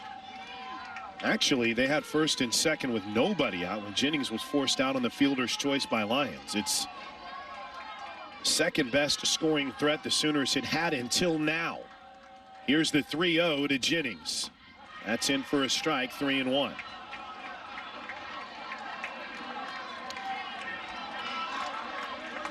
And that's a good take. I think that's a good take for Jennings. You know, a little bit up. Could have been a pitch that she could have worked with, but you want to keep making Orm battle through this count. I wouldn't be surprised. I mean, I think it's going to have to be something really sweet here for Jennings for her to unload. Donahue at first. Great speed, and Boone at second. Tons of room in the outfield. The 3-1 is lifted pretty deep to center field. Tiara Jennings called game. Jennings called game. Oklahoma wins it on a walk-off 3-run bomb from Tiara Jennings. Win column Sooners. Game over. Flair for the dramatics. To the deepest part of the field, Jennings loses one on a 3-1 count to center field. And Oklahoma got an opportunity with the mistake in foul territory down the left field line. They take advantage of it, and they're 29-0 on the season. And not many have given you the butterflies and the nervous energy that this one did today, and the pitching of Dariana Orm. Final score, Oklahoma 3, Baylor 1 on a walk-off 3-run home run from Tiara Jennings. Wow. You said it. It had to be a perfect pitch, DJ Sanchez, and it was. You could say that. You could say that. Biggest miss we'd seen from Orm today, and Jennings made her pay in the worst way. That didn't just leave the field. That left the entire yard. It was gone. Love to see that energy, something that Destiny Martinez was lacking a little bit from the dugout today. And Jennings provided it with a big shot late. Wow. In case you couldn't tell, that would be our Whataburger home runs this season. Home runs brought to you by Whataburger. For curbside now, download the Whataburger app. Unbelievable as Tiara Jennings hits home run.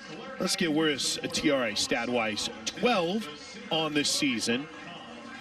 35, 36, and 37 in runs batted in, which is inching towards Jocelyn Allo. She's second on the team.